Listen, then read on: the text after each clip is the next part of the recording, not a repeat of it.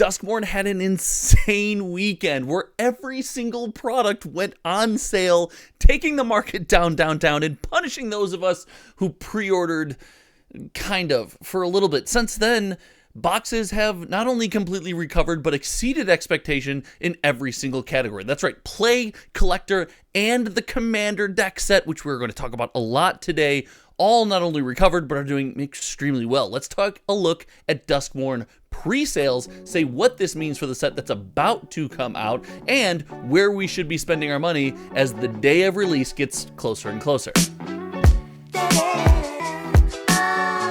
I will stand on this hill until I stop making Magic the Gathering content on YouTube. Magic is a player's first game. Yes, I love sealed product collecting. I love sealed card collecting, but Magic is the most played TCG in the known universe, and we are going to start in that arena today with the products that people play. And if you like discussions like this, make sure you click that subscribe button down there, because for a small channel like mine, every single press of that button goes a long way. So thank you for those who have clicked it, and for anyone who's watched a hometown TCG video. But without further ado, I have to talk about the Duskmourn sale that happened on TCG Player. For those that were following, every single Duskmourn product, the play, the collector, and the Commander deck set all went on sale. And well, Commander deck set is the massive winner here, leapfrogging, becoming the most sold product, selling the most single units when you consider the packaging and the 4 boxes that come in. The most boxes sold through TCG Player for Duskmourn are officially Commander decks. And it happened at,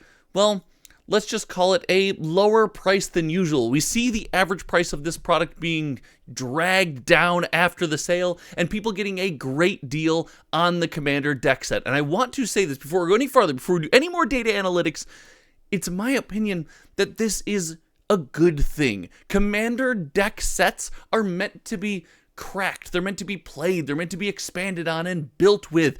These are amazing products, and the fact that anyone could log on and get these for sale for a couple days for a lower price is a massive win. I know MinMax Games, my local game store, where I'll be trying to attend a Duskmourn pre-release this weekend. Shh, nobody tell. We might make a vlog about it. But I really think this is a product. I know that they sold out, and I know that it's a hot product. They're looking to get more, but this is something that I think represents every Magic the Gathering set really well. When you have a box that you can go and sit at the game store and play with, that is a massive win. I think Commander deck sets, if you're looking for something to buy right now, where you're worried about the swinginess of Duskmourn, Commander deck sets are a really good place if you play Commander and have a group that you can play with. But outside of that, we want to talk about rising and falling values and the value of our cards, because, well, not only is it fun, but it helps us be better consumers. It helps us not to get faked out by crazy sales. And if we look at the collector booster box for Duskmourn, we see that the sales of this product popped off over the for-sale weekend. It sold for $194.99 was the sale price, and this thing sold a ton. We were looking at 200 to 300 sales, and now we're up over 1,000. However, for those that are looking for me to say, this is ruined, game stores and Wizards of the Coast and the market is ruined, don't ever put your money in Magic, well, guess what happened?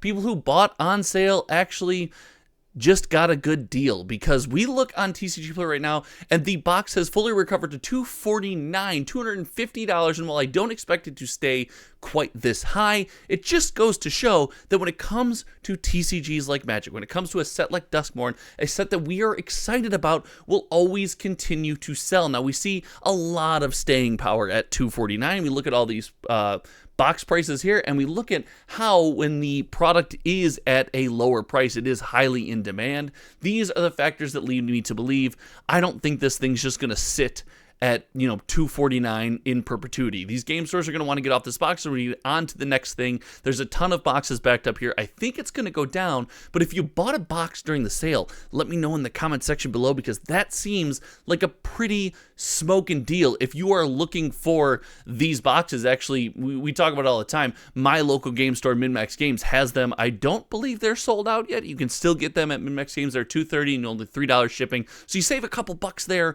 and they're not a sponsor of this channel. They're just friends of mine, and I like what they do. They're a good local game store. So, and actually, I have a MinMax Games sweatshirt on right now. So if you head on over there, if you're looking for a box, pick it up there. But the most exciting thing to me as a Magic fan, and what, in my opinion, should be the most exciting thing to each and every one of you out there, is stability in a Magic the Gathering product. Now, we saw this with Karlov Manor. Karlov Manor came out, everything went on super sale. Big shout out to the TCG Player sellers that put the boxes at, like, I think it was $129.99 for a play box, and it was the first iteration of the play box. Nobody knew what was going to go on.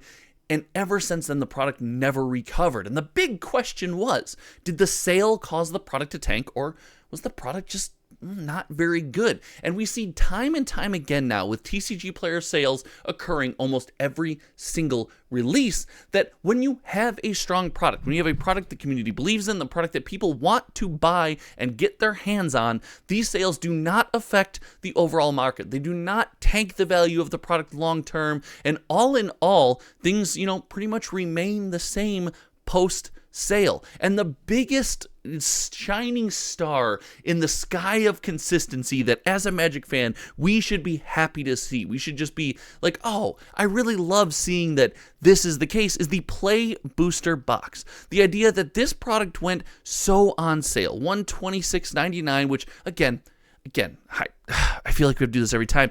I want Magic boxes to be cheaper overall. I don't want them to be $150 for a Play Booster, but we don't live in that world. We have to talk about the world we actually live in. If you feel the need to let me know that I'm wrong for talking about the actual price of a box when I have nothing to do with that, I will openly listen to you in the comment section below, because every once in a while I get a good one in there.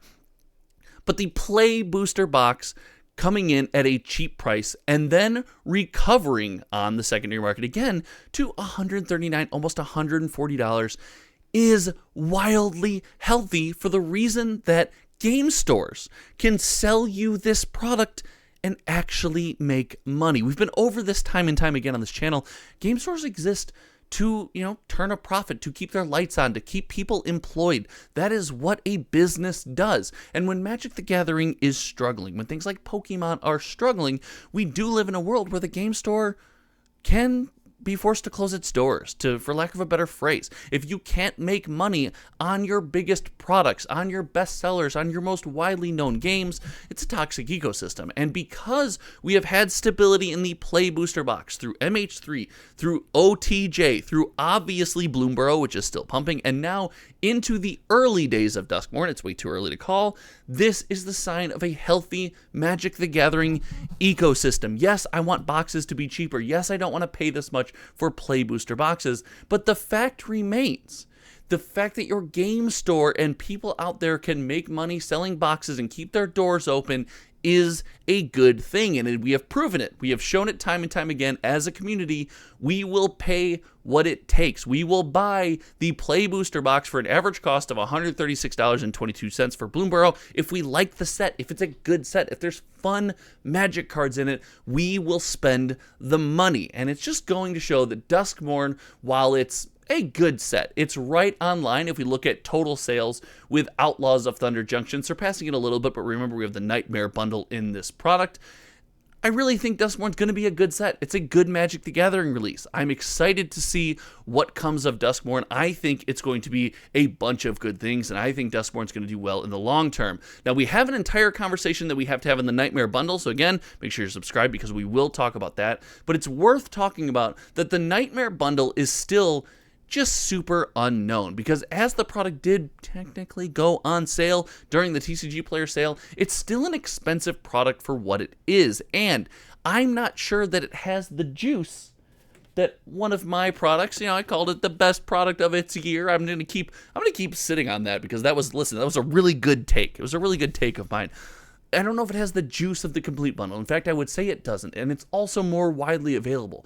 But somewhere in between is not bad. We don't need every single specialty bundle that comes out to go to the moon at $120, $130, $140. We just need a really good product that people are excited to get their hands on. And I think somewhere in between a regular bundle and the complete bundle is really where we need to land. We're going to see if that's the Nightmare bundle, and we have a whole evaluation coming up of that product. Remember, it comes out after the set, so pre-order numbers are going to be a little bit delayed on that, but I'm excited to follow along. What are you excited about for Duskmourn? If I go to a pre-release this weekend, should I do a vlog? I very rarely do vlog-style content because I'm not the best editor, but It would be really fun to get out and play some Magic, vlog going to the game store, opening some packs, playing some games, being around some friends. Let me know what you think in the comments section below. And again, thank you for all the channel members who support cardboardfinance.com. It's the application we looked at to look at all of the data. It's $5 a month. You can click below if you believe in this vision, if you like what we're doing on the channel, and if you like cardboardfinance.com. Thank you so much for hanging out today. Make sure you click this video